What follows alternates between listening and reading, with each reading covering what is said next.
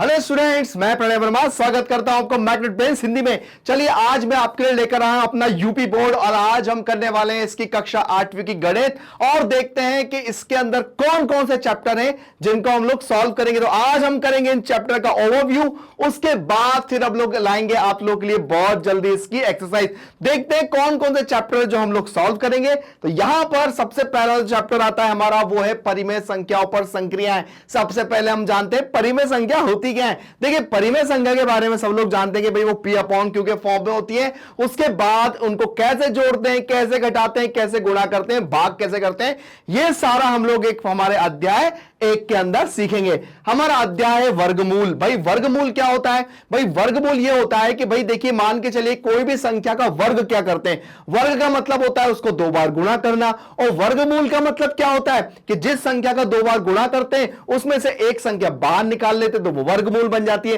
For example जैसे 2 है, ठीक है, मैं आपको समझाने के लिए बता देता हूं क्योंकि हमको पता भी तो होना चाहिए कि हमको चैप्टर के अंदर क्या क्या चीजें करना है। तो देखिए यहां पर जैसे मान के चलिए 2 का वर्ग क्या है, 2 का वर्ग यहां पर है 4।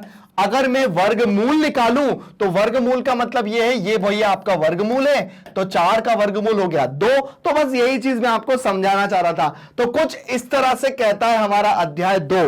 वैसे हमारा अध्याय 3 है घनमूल। घनमूल भी कैसे निकालते हैं भाई, जैसे अगर हम किसी भी संख्या को 3 बार गुणा करते हैं तो क्या संख्या आती है, जो भी संख्या है वही संख्या को अगर मैं घनमूल में रख देता हूं तो उसके बाद एक संख्या बाहर निकल के आती है, वो कहला जाती है कि भाई ये संख्या का घनमूल ये है। तो बस बहुत अच्छे अच्छे चैप्टर हैं, बस आप लोग देखते रहिए। चलिए आते हैं हमारा अध्याय 4, वो है सर्व समीकरण। भाई देखिए सर्व समीकरण होती है ना, ये बहुत इंपॉर्टेंट चैप्टर है। क्यों?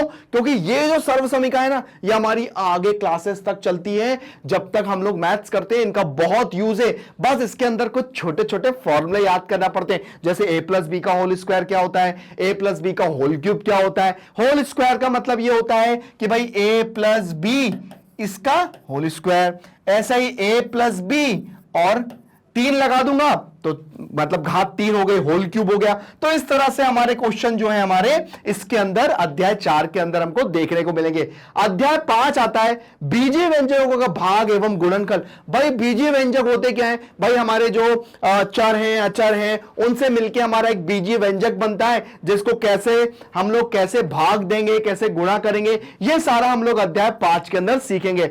हमारा अध्याय 6 जो आता है वो आता है संख्याओं के साथ खेलना। भाई खेलने का मतलब ये नहीं है कि हम लोग खेलने कूद गए या कुछ, खेलने का मतलब ये है कि आप संख्याओं के साथ कैसे आप लोग उसको इधर उधर करके आप उनको कैसे उनके साथ आप छोटा सा एक गेम खेलेंगे, या आपको कैसे पता पड़ेगा कि आप कोई भी संख्या को कैसे भाग देंगे, किससे भाग देंगे, तो आपका रिजल्ट बहुत जल्दी आ जाएगा। तो यहां तक तो 1 से लेके हमारे 6 चैप्टर थे। आगे आते हैं, देखते हैं हमारे 7 से लेके 12 चैप्टर आपको यहां दिखेंगे। जैसे हमारा यहां पर अध्याय 7 युगपत समीकरण। भाई ये युगपत समीकरण क्या होता है? ये बहुत ही अच्छा चैप्टर है। इसके अंदर x और y के मानों को निकाला जाता है कुछ समीकरणों की सहायता से। वो समीकरण हम जब अपना अध्याय करेंगे तब सीखेंगे।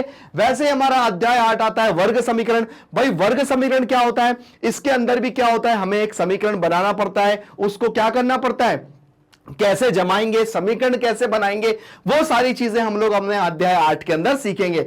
वैसे अध्याय 9 है समांतर रेखाएं। भाई समांतर रेखाएं क्या होती है? भाई समांतर रेखाएं ये होती हैं, भाई ये समांतर रेखाएं हैं। अब ये समांतर रेखाओं के क्या गुण होते हैं, कैसे आप समांतर रेखा बनाएंगे, ये छोटी छोटी चीजें हैं जो हम लोग इसके अंदर सीखेंगे। वैसे हमारा अध्याय 10 है, क्या है, चतुर्भुज की रचना।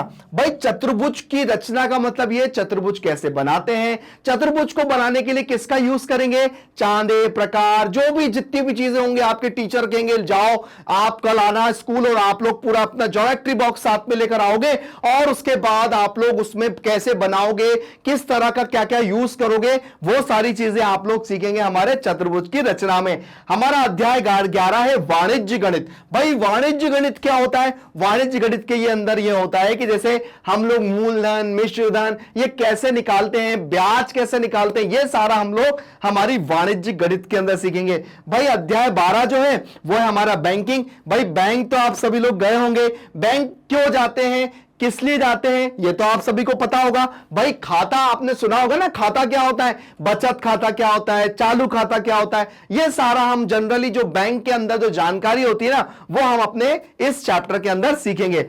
आगे आते हैं, यहां पर आपको 13 से लेकर 18 अध्याय देखने को मिलेंगे। जैसे हमारा अध्याय 13 है वर्ग और चक्रीय चतुर्भुज। अब वर्ग और चक्रीय चतुर्भुज का मतलब यह होता है कि वर्ग के अंदर अगर मैं चतुर्भुज बना दूं तो उसको कैसे सॉल्व करोगे। तो बस बहुत अच्छी सी चीज है, जब इसको चैप्टर सॉल्व करेंगे तो हम लोग सीख ही लेंगे।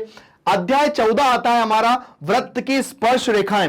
भाई वृत्त की स्पर्श रेखाएं का मतलब यह होता है कि वृत्त को टच करके जो रेखाएं जाती हैं वो हमारी वृत्त की स्पर्श रेखाएं होती हैं। तो भाई इनका इस चैप्टर में क्या काम है यह भी हम इसके अंदर सीखेंगे। अगला है अध्याय 15 जिसको कहते हैं सांख्यिकी। सांख्यिकी का मतलब यह होता है कि भाई आपके जो चैप्टर के अंदर जो सांख्यिकी दी हुई है उसके अंदर माध्य है, माध्य का बहुलक कैसे निकालते हैं, यह सारा हम लोग सीखेंगे हमारे अध्याय 15 से। तो इनका यूज हम जब अपने आगे क्लासेस में जाएंगे ना, इनका भी बहुत ज्यादा यूज है। चलिए आते हैं आपके, जैसे हमारा अध्याय 15 के अंदर तो देख लिया था। अध्याय 16 संभावना और प्रायिकता, ये तो बहुत ही इंटरेस्टिंग चैप्टर है भाई। इसके अंदर आप लोग सीखेंगे, जैसे आप लोग ने लूडो खेला होगा, आप लोगों ने जो लूडो से जो खेलने के लिए जो पासा यूज किया होगा ना, जी हाँ, प्रायिकता के अंदर वह भी आएगा, है ना। और उसके बाद जब आप जब आप लोग क्या करते हैं, आप लोग जब कॉइन को टॉस करते हैं, मतलब जब आप लोग क्रिकेट खेलने के लिए चित और पट उछालते हैं ना, तो यहां पर प्रायिकता के अंदर वह भी आएगा। तो बस जब हम लोग चैप्टर करेंगे ना, तब मैं आपको इसको बहुत अच्छे से बताऊंगा। वैसे हमारा अध्याय जो 17 है वो होता है कार्तीय तल। भाई कार्तीय तल का मतलब ये होता है जिसको हम लोग कहते हैं जिसको इंग्लिश में कहते हैं कोऑर्डिनेट ज्योमेट्री। कोऑर्डिनेट ज्योमेट्री का मतलब ये होता है कि भैया एक वाई अक्ष होता है, एक एक्स अक्ष होता है, तो वहां पर हमारे एक्स अक्ष और वाई अक्ष पे बिंदुओं को रखना पड़ता है। तो वो बिंदु कैसे रखेंगे इस चैप्टर के हम लोग सीखेंगे अध्याय 17 में। अध्याय 18 जो है वो हमारा अंतिम चैप्टर है हमारी कक्षा 8वीं की गणित का, जो है क्षेत्रमिति, जिसको कहते हैं मेंसुरेशन।